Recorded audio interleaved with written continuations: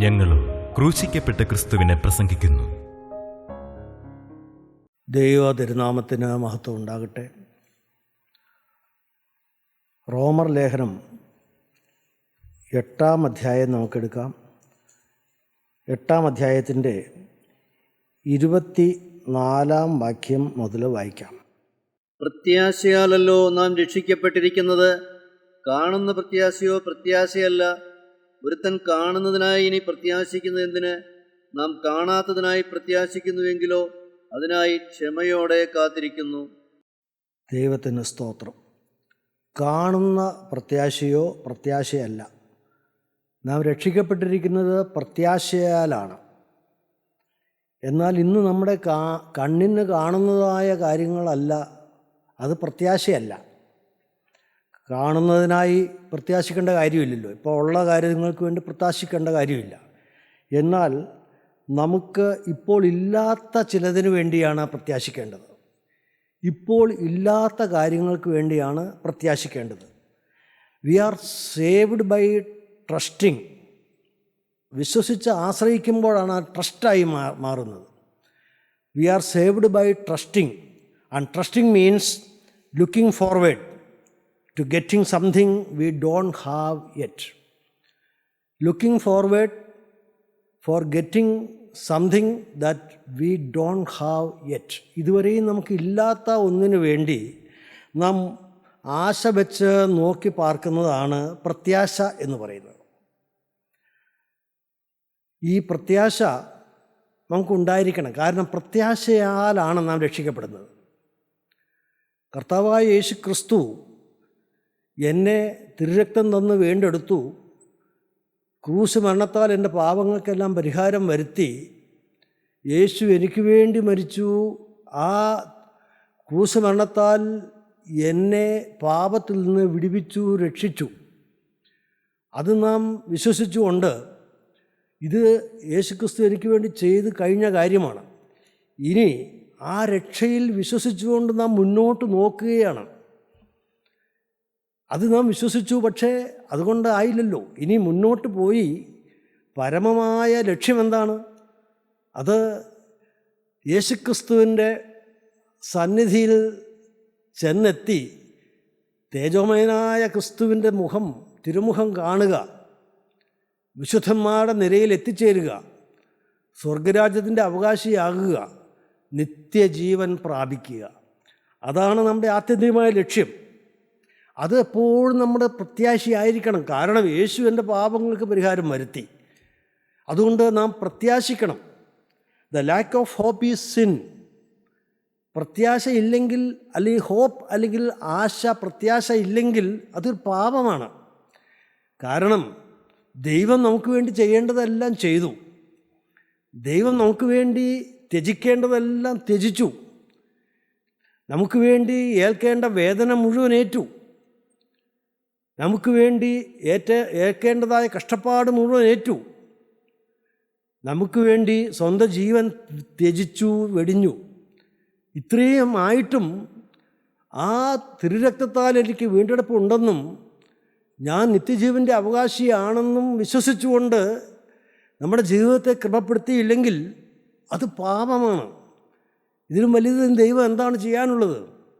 ഇതിലും വലുത് ഈ പാപിയായ എനിക്ക് വേണ്ടി, നികൃഷ്ടനായ എനിക്ക് വേണ്ടി, ഈ വെറും മൺകട്ടയായ എനിക്ക് വേണ്ടി എന്താണ് എൻ്റെ സർവശക്തനായ ദൈവം ഇനി എന്താണ് ചെയ്യാനുള്ളത്? സ്തോത്രം.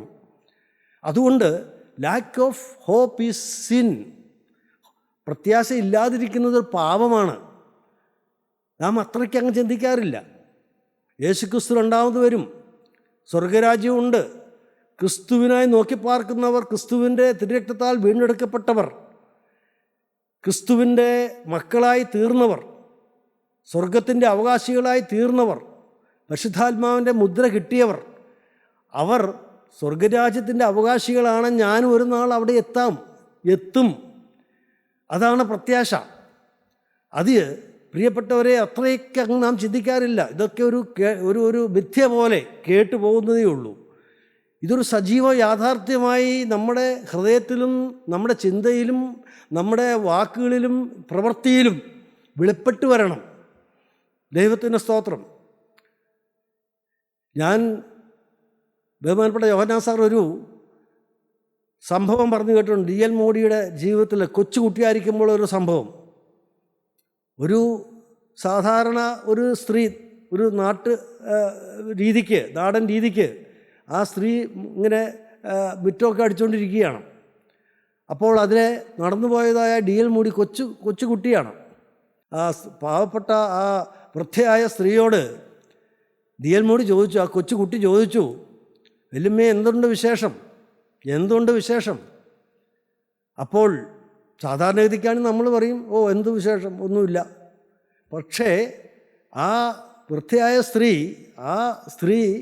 ആ കുട്ടിയോട് പറഞ്ഞു, മോനെ, കർത്താവായ യേശുക്രിസ്തു എനിക്ക് വേണ്ടിയും മരിച്ചു, നിനക്ക് വേണ്ടിയും മരിച്ചു, അതല്ലാതെ എന്നാ വിശേഷം? അത്രേ പറയാനുള്ളൂ. എന്ന് പറഞ്ഞാൽ കർത്താവായ യേശുക്രിസ്തു എനിക്ക് വേണ്ടിയും മരിച്ചു, നിനക്ക് വേണ്ടിയും മരിച്ചു, ഇതിലും വലിയ വിശേഷം വേറെ ഇല്ല. പ്രിയപ്പെട്ടവരെ, ആ ഹൃദയത്തിൽ, ആ വൃദ്ധയായ സ്ത്രീയുടെ ഹൃദയത്തിൽ ആ രക്ഷ എന്ന് പറയുന്നതായ യേശുക്രിസ്തു സാധ്യമാക്കി തന്നതായ രക്ഷ ഇങ്ങനെ കത്തി ജ്വലിച്ച് നിൽക്കുകയാണ്. യേശുവിനോടുള്ള സ്നേഹം കൊണ്ട് ജ്വലിച്ച് നിൽക്കുകയാണ്. അതുകൊണ്ടാണ് അപ്രകാരം പറയാൻ പറ്റിയത്. അങ്ങനെ ഏത് നിമിഷവും യേശുക്രിസ്തുവിലുള്ള ആശ്രയവും ആ രക്ഷ എനിക്ക് അനുഭവമാക്കി തന്നതിലുള്ള നന്ദിയും കൊണ്ട് യേശുവിനെ സ്തുതിക്കുന്നവരായി മാറണം.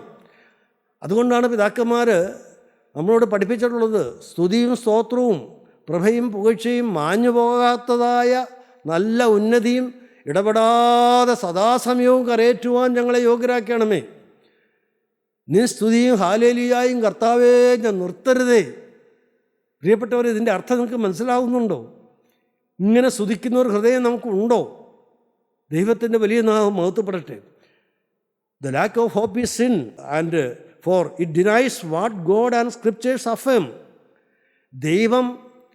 ദൈവവും തിരുവെഴുത്തുകളും ദൈവവചനവും നമുക്ക് ഉറപ്പാക്കി തന്നിട്ടുള്ളതായ ആ വലിയ രക്ഷ, അതിനെ ഡിനൈ ചെയ്യുകയാണ്. അതിനെ പലപ്പോഴും നാം അലക്ഷ്യമാക്കി കളയാണ്, അവഗണിച്ച് കളയുകയാണ്. അതുകൊണ്ടാണ് പ്രത്യാശയില്ലാത്തത്. ദൈവത്തിൻ്റെ വലിയ നാമം മഹത്വപ്പെടട്ടെ. പ്രത്യാശ ഇല്ലാതെ ആകുന്നത് അതുകൊണ്ടാണ്. ദൈവം ചെയ്ത വൻ കാര്യങ്ങളെക്കുറിച്ച് നമുക്ക് ബോധ്യമില്ല, നാം ചിന്തിക്കാറില്ല. അത് നമ്മുടെ ജീവിതത്തിൽ ചിന്താവിഷയമല്ല. ദൈവത്തിൻ്റെ വലിയ നാമം മഹത്വപ്പെടട്ടെ. പ്രിയപ്പെട്ടവരെ, അതുകൊണ്ട് പ്രത്യാശയാലാണ് നാം രക്ഷിക്കപ്പെടുന്നത്. ദൈവത്തിന് സ്തോത്രം. പ്രത്യാശയാലല്ലോ നാം രക്ഷിക്കപ്പെട്ടിരിക്കുന്നത്. കാണുന്ന പ്രത്യാശയല്ല. ഒരുത്തൻ കാണുന്നതിനായി ഇനി പ്രത്യാശിക്കുന്നത് എന്തിന്? നാം കാണാത്തതിനായി പ്രത്യാശിക്കുന്നു എങ്കിലോ അതിനായി ക്ഷമയോടെ കാത്തിരിക്കുന്നു. ദൈവത്തിൻ്റെ വലിയ നാമം മഹത്വപ്പെട്ട്. ഇനി നമുക്ക് 8-ാം അധ്യായത്തിൻ്റെ റോമർ 8:26 വായിക്കാം. ഔവണ്ണം തന്നെ ആത്മാവ് നമ്മുടെ ബലഹീനതയ്ക്ക് തുണ നിൽക്കുന്നു. വീണ്ടും പോലെ പ്രാർത്ഥിക്കേണ്ടത് എന്തെന്ന് നാം അറിയുന്നില്ലല്ലോ. ആത്മാവ് തന്നെ ഉച്ചരിച്ചുകൂടാത്ത ഞരക്കങ്ങളാൽ നമുക്ക് വേണ്ടി പക്ഷവാദം ചെയ്യുന്നു. ദൈവത്തിന് സ്തോത്രം. പ്രിയപ്പെട്ടവരെ, ഈ ഒരു ശുദ്ധമായ ഹൃദയം എന്നുള്ളതാണ് നമ്മുടെ ചിന്താവിഷയം. അനേക നാളുകളായി ചിന്തിച്ചു വരികയാണ്. ഇപ്പോൾ നാം ചിന്തിച്ചു വരുന്ന ഈ ഭാഗം ഒരു പ്രത്യാശയുള്ള ഹൃദയം, ദൈവത്തെ ആശ്രയിക്കുന്ന ഹൃദയം, ദൈവത്തിൻ്റെ രക്ഷയിൽ വിശ്വസിക്കുകയും അതിനെ ആശ്രയിക്കുകയും ചെയ്യുന്ന ഒരു ഹൃദയം, യേശുക്രിസ്തുവിനോട് നന്ദിയുള്ള ഒരു ഹൃദയം.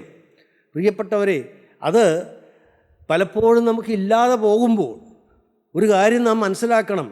ഞാനൊന്നുമില്ല, ഞാനൊരു ബലഹീനനാണ്, ഞാനൊരു വിശ്വാസിയാണെന്നൊക്കെ പറഞ്ഞു നടക്കും. പക്ഷേ എൻ്റെ ഉള്ളിൽ വേണ്ടതുപോലെ യേശുക്രിസ്തുവിൽ ഉള്ള വിശ്വാസവും ആശ്രയവും എനിക്കില്ല. ഇവിടെ പറയുന്നു, എന്ത് പ്രാർത്ഥിക്കണമെന്നൊക്കെ അറിഞ്ഞുകൂടാ, എങ്ങനെ പ്രാർത്ഥിക്കണമെന്ന് അറിഞ്ഞുകൂടാ. What to pray and how to pray we don't know. പ്രിയപ്പെട്ടവരെ, പ്രാർത്ഥന എന്ന് പറയുന്നത് നമ്മുടെ ചില ഇംഗിതത്തിനൊത്തവണ്ണം, നമ്മുടെ ചില കാര്യസാധ്യത്തിനൊത്തവണ്ണം, നമ്മുടെ ചില ലക്ഷ്യങ്ങൾ സാക്ഷാത്കരിക്കേണ്ടതിന് വേണ്ടിയുള്ളതായ ഒരു യജ്ഞമാണ് നമ്മുടെ പ്രാർത്ഥന. അതല്ല, ദൈവഹിതപ്രകാരം പ്രാർത്ഥിക്കണം. ദൈവത്തിന് സ്തോത്രം. എന്ത് പ്രാർത്ഥിക്കണമെന്നും എങ്ങനെ പ്രാർത്ഥിക്കണമെന്നും നമുക്ക് അറിഞ്ഞുകൂടാ. പക്ഷേ ഒരു കാര്യമുണ്ട്, ഞാൻ നിസ്സഹായനാണ് കർത്താവേ, ഈ നിസ്സഹായാവസ്ഥ ഞാൻ സമ്മതിക്കണം. എന്താണ് പ്രാർത്ഥിക്കേണ്ടത്? നിത്യജീവന് വേണ്ടി എൻ്റെ ദൈവത്തോട് നാം ചോദിക്കാറുണ്ടോ? ഒന്നാം സ്ഥാനം അതാണോ? യേശുക്രിസ്തുവിൻ്റെ അടുത്ത് വന്നതായ പ്രമാണിയായ മനുഷ്യൻ ആ വലിയ ലക്ഷ്യത്തോടെയാണ് വന്നത്. ഞാൻ നിത്യജീവനെ പ്രാപിക്കാൻ എന്ത് ചെയ്യണമെന്നാണ് ചോദിച്ചത്. പക്ഷേ നിത്യജീവനെ പ്രാപിക്കാനുള്ള വഴി കർത്താവ് പറഞ്ഞു കൊടുത്തപ്പോൾ അദ്ദേഹം അത് ഉൾക്കൊണ്ടില്ല. അദ്ദേഹത്തിൻ്റെ സ്വന്തം ഇച്ഛക്കത്തുള്ള ഒരു പ്രാർത്ഥനയാണത്. സ്വന്തം ഇഷ്ടപ്രകാരം കയ്യിലുള്ളൊന്നും വിടാൻ പറ്റുകയില്ല, മുറുകെ പറ്റുന്നതൊന്നും വിടാൻ പറ്റുകയില്ല. ദ്രവ്യാഗ്രഹം, പണത്തോടുള്ള മോഹം, ആർത്തി വിടാൻ പദ്ധതിയില്ല, അശുദ്ധി വിടാൻ പദ്ധതിയില്ല, കലഹം ഉണ്ടാക്കാൻ സ്വഭാവം വിടാൻ പദ്ധതിയില്ല, സ്വയം പ്രാമാണിത്വം ഉപേക്ഷിക്കാൻ തയ്യാറില്ല. മറ്റുള്ളവർ എന്നേക്കാൾ താണവർ, ഞാൻ അല്പം ഉയർന്നത്, ആരോടും കയറി എന്തും പറയും, വിമർശിക്കും. പ്രിയപ്പെട്ടവരെ, ആരെയും കുറ്റപ്പെടുത്തും, എൻ്റെ കുറ്റം കാണുന്നുമില്ല. പ്രിയപ്പെട്ടവരെ, അത് എന്തുകൊണ്ടാണത് വരുന്നത്? അത് ദൈവത്തിൻ്റെ ആ പരിശുദ്ധാത്മാവിനോട് സ്നേഹമില്ലാത്തതുകൊണ്ടാണ്. ദൈവം എനിക്ക് വേണ്ടി എന്താണ് ചെയ്തത്, യേശു എനിക്ക് വേണ്ടി എന്ത് ചെയ്തു എന്ന് വിശ്വാസമില്ലാത്തതുകൊണ്ടാണ് നാം തനിയെ പൊങ്ങുന്നത്. പ്രിയപ്പെട്ടവരെ, ലക്ഷ്യം ശരിയാകുന്നില്ല. പ്രാർത്ഥിക്കേണ്ടത് എന്താണെന്ന് അറിഞ്ഞുകൂടാ, പ്രാർത്ഥിക്കേണ്ട വിഷയങ്ങൾ എന്താണെന്ന് അറിഞ്ഞുകൂടാ. പക്ഷേ അങ്ങനെ വരുമ്പോൾ എന്ത് ചെയ്യണം? നാം താണിരിക്കണം. ദൈവസന്നിധിയിൽ മുട്ടുമടക്കുമ്പോൾ ഓർക്കേണ്ട ഒരു സംഗതി, കർത്താവേ, വേണ്ടുപോലെ പ്രാർത്ഥിക്കാൻ എനിക്ക് അറിഞ്ഞുകൂടാ, എന്ത് പ്രാർത്ഥിക്കണമെന്ന് എങ്ങനെ പ്രാർത്ഥിക്കണമെന്ന് എനിക്ക് അറിഞ്ഞുകൂടാ കർത്താവേ. ഞാൻ എന്താണ് നിന്നോട് ചോദിക്കേണ്ടത്? അർജൻറ്റായിട്ട് എനിക്ക് സാധിക്കേണ്ടത് എന്താണ് കർത്താവേ? ഞാനൊരു മഹാപാപിയാണ് കർത്താവേ. ഈ മഹാപാപിയെ എന്നോട് കരുണ തോന്നണമേ. ആ പരീശനും ചുങ്കക്കാരനും പ്രാർത്ഥിച്ച സംഭവം കർത്താവ് പറഞ്ഞില്ലേ? പ്രിയപ്പെട്ടവരെ, അവിടെ ആ ചുങ്കക്കാരനെ സംബന്ധിച്ചിടത്തോളം അവന് ഒരു അവകാശവും പറയാനില്ല, ഒരു ക്ലെയിംസും അവനില്ല. അവൻ മാറത്തടിച്ച് നിലവിളിച്ചുകൊണ്ട്, ദൈവമേ, മഹാഭാവിയായ എന്നോട് കരുണ തോന്നണമേ എന്ന് നിലവിളിച്ചു. പ്രിയപ്പെട്ടവരെ, അവൻ്റെ നിസ്സഹായാവസ്ഥ അവിടെ അവൻ സമ്മതിക്കുകയാണ്. വേറെ ഒന്നും അവൻ അറിഞ്ഞുകൂടാ, ചോദിക്കാൻ അറിഞ്ഞുകൂടാ, എന്ത് ചോദിക്കണമെന്ന് അറിഞ്ഞുകൂടാ, എങ്ങനെ പ്രാർത്ഥിക്കണമെന്ന് അറിഞ്ഞുകൂടാ. പക്ഷേ പരീക്ഷ നിന്നുകൊണ്ട് ഒരുപാട് ക്ലെയിംസ് പറയുന്നുണ്ട്. മറ്റുള്ളവരെ പോലെയല്ല, ഞാൻ ഒരുപാട് നന്മപ്രവർത്തികൾ ചെയ്യുന്നുണ്ട്, ഇതെല്ലാം പറയുന്നുണ്ട്. പക്ഷേ ഏത് പ്രാർത്ഥനയാണ് കർത്താവ് കൈക്കൊണ്ടത്? ഏത് പ്രാർത്ഥനയാണ് കർത്താവ് കൈക്കൊണ്ടത്? കർത്താവ് കൈക്കൊണ്ടത് ആ നിസ്സഹായനായി നിന്ന് മാറത്തടിച്ച് നിലവിളിക്കുന്ന ചുങ്കക്കാരൻ്റെ പ്രാർത്ഥന, ഹൃദയത്തിൽ നിന്ന് വന്നതായ പ്രാർത്ഥന, ഹൃദയത്തിൻ്റെ അടിത്തറയിൽ നിന്ന് വന്നതായ പ്രാർത്ഥന. ആ പ്രാർത്ഥനയുടെ അന്തർഭാഗത്ത് കിടക്കുന്നതായ ദൈവസ്നേഹം കർത്താവ് കണ്ടു. സ്തോത്രം. ദൈവമക്കളെ, നാം ദൈവസന്നിധിയിൽ പ്രാർത്ഥിക്കുമ്പോൾ ആ പ്രാർത്ഥനയുടെ ആത്മാർത്ഥത, ഹൃദയത്തിൽ നിന്ന് ഉരുത്തിരിഞ്ഞു വരുന്നതായ പ്രാർത്ഥനയുടെ ആത്മാർത്ഥത, എങ്ങനെ എന്ത് ഭാഷയിലാണ് പ്രാർത്ഥിക്കുന്നത്, എങ്ങനെയാണ് പ്രാർത്ഥിക്കുന്നത്, ഇതൊന്നും ഒരു വിഷയമല്ല. ഹൃദയത്തിൻ്റെ അന്തർഭാഗത്ത് ദൈവത്തോടുള്ള സ്നേഹമുണ്ടോ? ഞാൻ പ്രാർത്ഥന ചെല്ലുമ്പോൾ, ഞാൻ പ്രാർത്ഥിക്കുമ്പോൾ അത് കേട്ടെൻ്റെ അടുത്ത് വരുന്ന ഒരു യേശുവുണ്ട്. ദൈവമേ എന്ന് വിളിക്കുമ്പോൾ എൻ്റെ അടുത്ത് വരുന്ന ഒരു ദൈവമുണ്ട്. യേശുവേ എന്ന് വിളിക്കുമ്പോൾ എൻ്റെ അടുത്ത് വന്ന് എൻ്റെ കണ്ണീരൊപ്പുന്ന ഒരു ദൈവമുണ്ട്, ഒരു യേശുവുണ്ട്. അവൻ ജീവിക്കുന്നു. പ്രിയപ്പെട്ടവരെ, യേശു ജീവിക്കുന്നു. അതാണ് നമ്മുടെ പ്രാഗൽഭ്യം. അതുകൊണ്ട് കൂടുതലൊന്നും അവിടെ പറയാനില്ല. യേശുവേ, ഐ ലവ് യു, എനിക്ക് ഇതിനോട് സ്നേഹമാണ് കർത്താവ്, വേറെ ഒന്നും എനിക്ക് അറിഞ്ഞുകൂടാ, എന്താണ് ചോദിക്കേണ്ടതെന്ന് പോലും അറിഞ്ഞുകൂടാ. പ്രിയപ്പെട്ടവരെ, ഇങ്ങനെ നിസ്സഹായാവസ്ഥ സമ്മതിച്ചുകൊണ്ട് നാം പരിശുദ്ധാത്മാവിനെ വിശ്വസിക്കുകയും ആശ്രയിക്കുകയും ചെയ്യുമ്പോൾ എന്തുണ്ടാവും? അവിടെ ഒരു വാക്യം അവിടെ പറയുന്നുണ്ട്, അപ്പോൾ ആത്മാവ് തന്നെ ഉച്ചരിച്ചു കൂടാത്ത ജരക്കങ്ങളാൽ നമുക്ക് വേണ്ടി പക്ഷപാതം ചെയ്യുന്നു. നമുക്ക് പ്രാർത്ഥിക്കാൻ അറിഞ്ഞുകൂടാ, പക്ഷേ അപ്പോൾ ഒരു കാര്യം നടക്കും, അത് നമ്മൾ കേൾക്കുന്നില്ല, അത് നമ്മൾ അറിയുന്നില്ല. ഇങ്ങനെ നമ്മുടെ നിസ്സഹായാവസ്ഥ സംബന്ധിച്ചുകൊണ്ട് നാം നിലവിളിക്കുമ്പോൾ പരിശുദ്ധാത്മാവ് നമ്മെ സഹായിക്കാൻ വരും. ഹല്ലേലൂയ. ദൈവമേ, എൻ്റെ ഉള്ളം കാണുന്ന ദൈവത്തിൻ്റെ ആത്മാവ് എനിക്ക് വേണ്ടി പക്ഷപാതം ചെയ്യും. പ്രിയപ്പെട്ടവരെ, അതാണ് പ്രാർത്ഥന. പാപിയായ ഞാൻ എൻ്റെ ദൈവസന്നിധിയിൽ താണിരുന്ന് നിലവിളിക്കുമ്പോൾ എൻ്റെ പാപം, എന്നെ ഗ്രസിച്ചിരിക്കുന്ന പാപാവസ്ഥയെല്ലാം കണ്ട് ഞാനൊരു ഹീനനാണ്, ദൈവമേ, ഞാൻ എന്ത് പറയേണ്ടു, നിൻ്റെ മുമ്പിൽ ഞാൻ എന്ത് പറയേണ്ടു, എനിക്കൊന്നും പറയാനില്ല കർത്താവേ, പക്ഷേ നീ എന്നെ രക്ഷിക്കണം, മഹാഭാവേ, എന്നോട് കരുണ തോന്നണം. പ്രിയപ്പെട്ടവരെ, അത് കാണുമ്പോൾ ദൈവത്തിൻ്റെ പരിശുദ്ധാത്മാവ് എന്തു ചെയ്യും? ഉച്ചരിച്ചു കൂടാത്ത ഞരക്കങ്ങളാൽ നമുക്ക് വേണ്ടി പക്ഷപാതം ചെയ്യുന്നു. ഹല്ലേലൂയ. ഹന്ന പ്രാർത്ഥിച്ചില്ലേ? ഹന്നയുടെ വാക്കുകളൊന്നും വലിയ സ്ഫുടമായിട്ടൊന്നും വെളിയിൽ വന്നില്ല. ദൈവത്തിന് സ്തോത്രം. പ്രിയപ്പെട്ടവരെ, ഹന്ന ദേവാലയത്തിൽ ചെന്ന് തൻ്റെ ഹൃദയം ദൈവസന്നിധിയിൽ പകർന്നു. ആ പകർന്നതായ ഹൃദയത്തിൻ്റെ അന്തരംഗത്തിലുള്ള ആവശ്യം പരിശുദ്ധാത്മാവ് കണ്ടു, ദൈവം കണ്ടു, ദൈവം അവൾക്ക് മറുപടി കൊടുത്തു. സ്തോത്രം. പ്രിയപ്പെട്ടവരെ, പുറമെ വലിയ വാചാലമായി പ്രാർത്ഥിക്കുന്നതൊന്നുമല്ല പ്രാർത്ഥന. ഹൃദയത്തിൽ നിന്ന് ഉരുത്തിരിഞ്ഞു വരുന്നതായ ആ ദൈവസ്നേഹത്തിൽ ഊന്നി നിന്നുകൊണ്ടുള്ള എൻ്റെ സമർപ്പണം, എൻ്റെ അഭയയാചന, അതാണ് ദൈവം കൈക്കൊള്ളുന്നത്. സ്തോത്രം. എന്താണ്? ആത്മാവ് തന്നെ ഉച്ചരിച്ചു കൂടാത്ത ഞരക്കങ്ങളാൽ നമുക്ക് വേണ്ടി പക്ഷപാതം ചെയ്യുന്നു. ദൈവത്തിന് സ്തോത്രം. പ്രിയപ്പെട്ടവരെ, അത് when the spirit strength is added to our weak power, we are unconquerable. എന്താണ്? നമ്മുടെ നിസ്സഹായാവസ്ഥയും ബലഹീനതയും ദൈവത്തിൻ്റെ ശക്തിയും, when the spirit strength is added to our weak power, ഞാനൊന്നുമില്ല, എനിക്കൊരു ശക്തിയില്ല. when God's strength is added to our weak power, എന്തു പറ്റും? we are unconquerable. പ്രിയപ്പെട്ടവരെ, നാം അജേയരായി മാറും. എൻ്റെ ദൈവമേ, എൻ്റെ ഹൃദയം തുറന്ന് ഞാൻ എൻ്റെ ദൈവസന്നിധിയിൽ അഭയമായി, ഒന്നും എനിക്ക് അവകാശപ്പെടാനില്ലാതെ ഹൃദയം തുറന്ന് ദൈവത്തോട് നിലവിളിക്കുമ്പോൾ പരിശുദ്ധാത്മാവ് എൻ്റെ പ്രാർത്ഥനയ്ക്ക് കൂട്ടുനിൽക്കും. അവൻ എൻ്റെ ബലഹീനതയ്ക്ക് തുണനിൽക്കുന്ന ദൈവത്തിൻ്റെ പരിശുദ്ധാത്മാവ്, നമ്മുടെ ആവശ്യങ്ങൾ അറിഞ്ഞ് നമ്മുടെ ബലഹീനതയ്ക്ക് തുണനിൽക്കുന്ന ദൈവത്തിൻ്റെ ആത്മാവ്. പ്രിയപ്പെട്ടവരെ, അവൻ നമ്മെ അൺകോൺകറബിളാക്കും. നമ്മെ അവൻ അജയരാക്കും, ജയാളികളാക്കി മാറ്റും. ഹല്ലേലൂയ. പാപത്തിന്മേൽ ജയം വേണോ പ്രിയപ്പെട്ടവരെ? നീ സമ്മതിക്കണം, കർത്താവേ എനിക്കൊരു അവകാശവും പറഞ്ഞുകൊണ്ട് വരാനില്ല. ദൈവമേ, നീ എന്നെ സഹായിച്ചേ പറ്റൂ. ഈ പാപത്തിൽ നിന്നെ രക്ഷിച്ചേ പറ്റൂ. ഈ കോപത്തിൽ നിന്നെ രക്ഷിക്കേ പറ്റൂ. ഈ അഹങ്കാരത്തിൽ നിന്നെ രക്ഷിച്ചേ പറ്റൂ കർത്താവേ. ഞാനല്ലെങ്കിൽ ഇന്ന് ഞാൻ കടന്നു പോയാൽ ഞാൻ എവിടെ പോകും? എൻ്റെ ദൈവമേ, ഈ അശുദ്ധിയുടെ വ്യാപാരത്തിൽ നിന്ന് ദൈവമേ എന്നെ രക്ഷിച്ചേ പറ്റൂ. ഈ അരുതാത്ത ബന്ധങ്ങളിൽ നിന്ന് എന്നെ വിടുവിച്ചേ പറ്റൂ കർത്താവേ, ഞാൻ ആവശ്യക്കാരനാണ്. പ്രിയപ്പെട്ടവരെ, ആത്മാർത്ഥതയോടെ നിലവിളിക്കുന്നുണ്ടോ നിങ്ങൾ വിളിച്ചു നോക്കൂ. അല്ല, നിങ്ങളുടെ ഭൂമിയിൽ എന്തെങ്കിലും ആവശ്യകതയാണോ? പരീക്ഷ ജയിക്കണം. പല പ്രാവശ്യം എഴുതി, കർത്താവേ എനിക്ക് കിട്ടുന്നില്ല, എൻ്റെ കർത്താവേ എനിക്ക് പറ്റില്ല, കർത്താവേ എനിക്ക് ശക്തിയില്ല, എനിക്ക് കഴിവില്ല, എനിക്ക് ജ്ഞാനമില്ല, എനിക്ക് വിവേകമില്ല കർത്താവേ. ഞാൻ കേട്ടിട്ടുണ്ട്, ജ്ഞാനവും വിവേകവും യഹോവയിൽ നിന്ന് വരുന്നുവെന്ന്. കർത്താവേ, അതെനിക്ക് തരണം. നീ എനിക്ക് തന്നേ പറ്റൂ. എനിക്ക് സ്വന്തമായി അതൊന്നും ഇല്ല കർത്താവേ. അതുകൊണ്ട് എൻ്റെ ഹൃദയം നിൻ്റെ മുമ്പിൽ പകരുകയാണ്. ഒന്ന് ഞാൻ ചെയ്യുന്നു. എന്താണ് കർത്താവേ? എൻ്റെ പാപം മനസ്സറിഞ്ഞൊരു പാപം എൻ്റെ ജീവിതത്തിൽ വരില്ല. എൻ്റെ യേശു വേദനിക്കുന്ന ഒന്നും മനസ്സറിഞ്ഞ് എൻ്റെ ജീവിതത്തിൽ വരികയില്ല.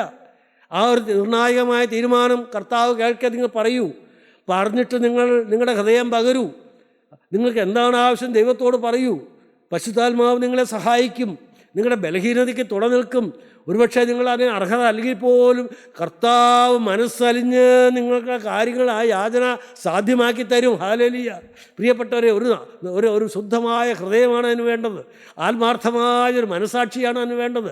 ഒരു നല്ല മനസാക്ഷിയാണ് അതിന് വേണ്ടത്. ദൈവത്തിന് സ്തോത്രം. പ്രിയപ്പെട്ടവരെ, അങ്ങനെ യാചിക്കുമ്പോൾ നമ്മുടെ ആവശ്യങ്ങളെല്ലാം കർത്താവ് നമുക്ക് സാധ്യമാക്കി തരും. അന്വേഷിപ്പിൻ, നിങ്ങൾ കണ്ടെത്തും. പ്രാർത്ഥിപ്പിൻ, നിങ്ങൾക്ക് ലഭിക്കും. യാചിപ്പിൻ, നിങ്ങൾക്ക് ലഭിക്കും. യാചിക്കണം.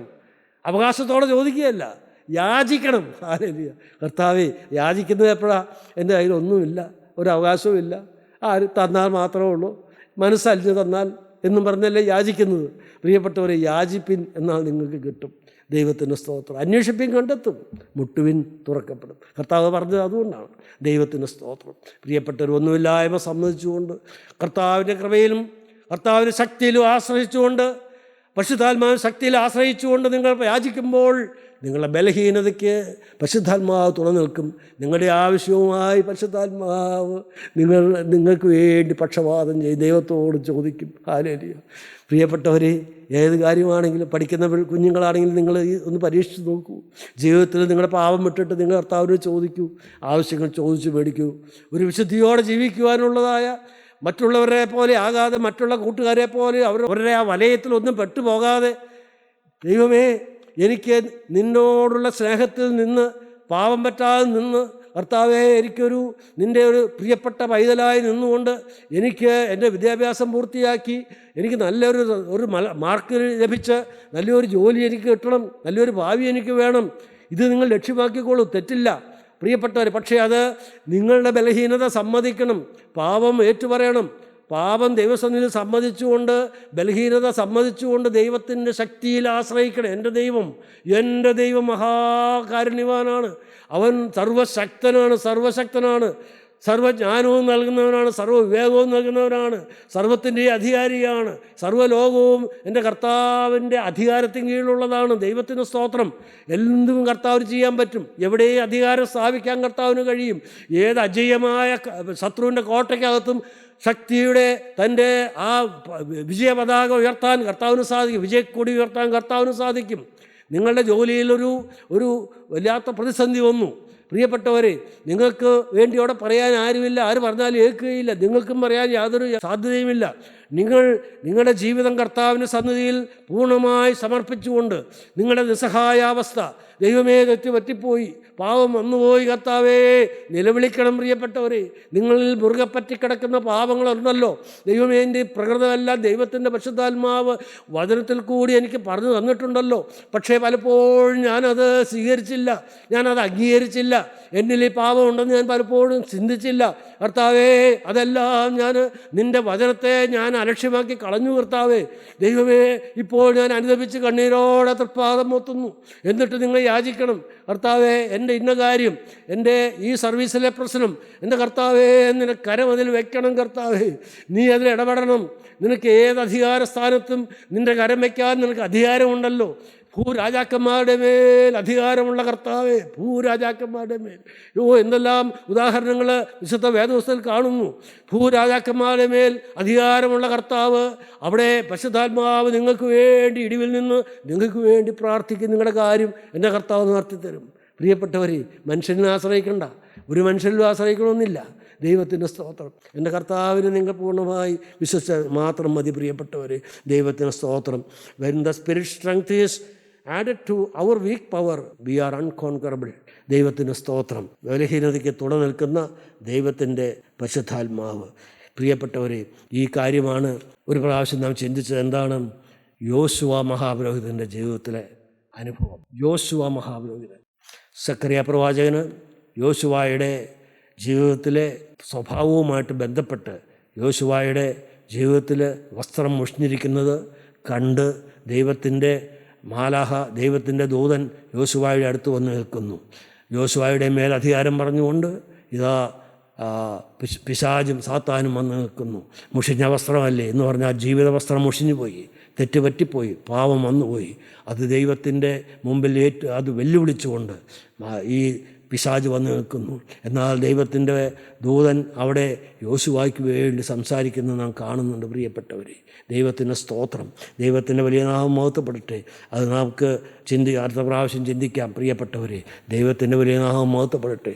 ഇപ്പോൾ നമുക്ക് ദൈവസന്നിധിയിൽ നമ്മെ തന്നെ സമർപ്പിച്ചുകൊണ്ട് നമ്മുടെ ജീവിതത്തിലെ ആ ചെറുതും വലുതുമായ ഓരോ ആവശ്യങ്ങളും പ്രാർത്ഥിക്കേണ്ടത് എങ്ങനെയെന്ന് എൻ്റെ കർത്താവ് നമ്മെ പഠിപ്പിക്കുകയാണ്. ദൈവത്തിൻ്റെ സ്തോത്രം. നിങ്ങൾ ഈ വണ്ണം പ്രാർത്ഥിപ്പിനെന്ന് കർത്താവ് തൻ്റെ ശിഷ്യന്മാരെ പഠിപ്പിച്ചു. കർത്താവെ, നിൻ്റെ ശിഷ്യന്മാരെ പഠിപ്പിച്ച ആ പ്രാർത്ഥന കർത്താവെ അടിയങ്ങളെ പഠിപ്പിക്കണം. കർത്താവെ ദൈവമേ, നിൻ്റെ ഇഷ്ടം സ്വർഗത്തിലെ പോലെ ഭൂമിയിലും ആക്കണം.